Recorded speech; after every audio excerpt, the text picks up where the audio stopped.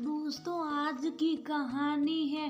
दीदी मैं अपनी बेटी से उम्मीद नहीं रखती तो दूसरे घर से आई बेटी से क्यों उम्मीद रखूं। दोस्तों, कहानी शुरू करने से पहले अगर आपने चैनल को सब्सक्राइब नहीं किया हो तो कर लीजिए ताकि आपके पास पहुंच सके हर नया वीडियो। दीदी, आपकी बहू तो इस घर में आकर आपसे बहुत परेशान हो जाएगी। अंशु अपनी बड़ी बहन दीपाली के घर रहने आई थी तो दीपाली को रसोई में सब्जी बनाते देख बोली, क्यों भैया, ऐसा क्या कर दिया मैंने जो मेरी बहू मुझसे इतना दुखी हो जाएगी। दीपाली ने आंखें दिखाकर अंशु से पूछा। अंशु हंसी और बोली, अरे दीदी, इतना परेशान मत हो, मैं तो बस इतना कह रही थी कि आप इतना काम करती हो। आजकल की लड़कियां कहाँ इतना काम करती हैं, वो तो परेशानी तो हो जाएगी बेचारी।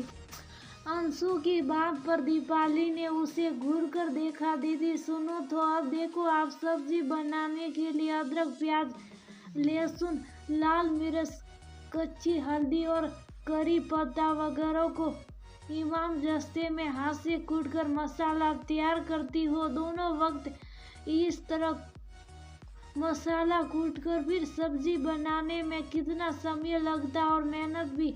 उसके अलावा आप धनिया, सौंफ और हल्दी वगैरह भी घर पर ही कूट कर रखती हो। आजकल की लड़कियों के वंश की बात नहीं इतना सब करना। अब मुझे ही देख लो, मैं तो बाजार के पीसे मसाले लाती हूँ और आजकल तो सब्जी मसाला भी बाजार में तैयार मिलता, तो क्यों इतना झंझट करना। इसलिए कह रही हो कि आपकी आने वाली बहू तो परेशान ही हो जाएगी। अंशु, मैं जानती हूँ कि आजकल की लड़कियों के वंश की बात नहीं, घर में मसाले कूटने।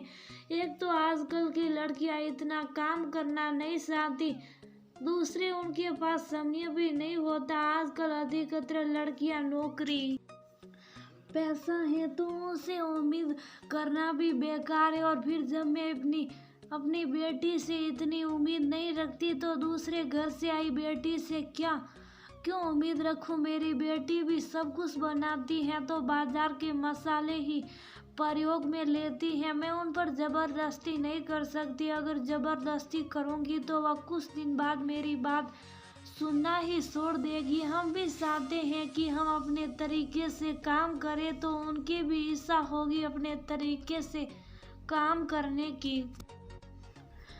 मैं भी ये सब तक कर रही हूँ जब तक मेरा शरीर सह रहा। जिस दिन मेरे शरीर में हिम्मत नहीं होगी उसी दिन छोड़ दूंगी। दीपाली ने अपनी बात रखी। लेकिन दीदी, आप इतनी मेहनत करती क्यों हो जब बाजार में पीसे बढ़िया मसाले तैयार मिलते। अंशु, तुझे तो पता ही है, हमारी मम्मी भी ऐसे ही मसाले खुद कूट कर सब्जी बनाती थी। शादी होकर ससुराल आई तो सासू माँ भी ऐसे ही मसाले कूट कर ही सब्जी बनाती थी। उन दोनों के साथ करते हुए मुझे भी ऐसे ही कोटे मसाले में स्वाद आता है, तो मैं भी ऐसे ही मसाले कूटने लगी। और सच बात तो ये है कि हाथ से कूटे पीसे मसालों का स्वाद लाजवाब होता है और मिलावट का झंझट भी नहीं।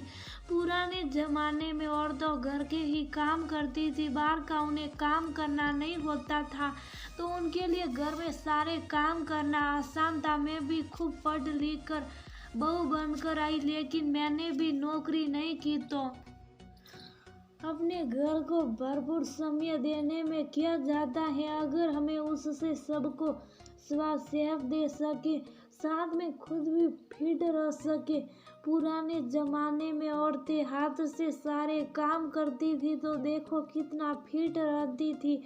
आजकल वो बात कहाँ दीदी। करती तो आप ठीक हो, लेकिन क्या करे, चलना तो हमें जमाने के हिसाब से ही पड़ता है। हाँ छोटी, इसीलिए तो कह रही हूँ कि जिसकी जैसी मर्जी वैसे ही काम करेगा। लेकिन फिर भी मैं यही कहूँगी कि जितना हो सके अगर काम अपने हाथ से किया जाए तो स्वाद के साथ साथ प्योरिटी भी मिलती है। बाकी बहू की मर्जी वह जैसा सही बनाए रखे और खिलाए, लेकिन जो खिलाए मान सम्मान से खिलाए कहकर दोनों बहनें गले लगकर हंसने लगी। तब तक दीपाली की सब्जी भी तैयार हो गई थी और दोनों बहनें उस स्वादिष्ट सब्जी और पराठे का मजा लेने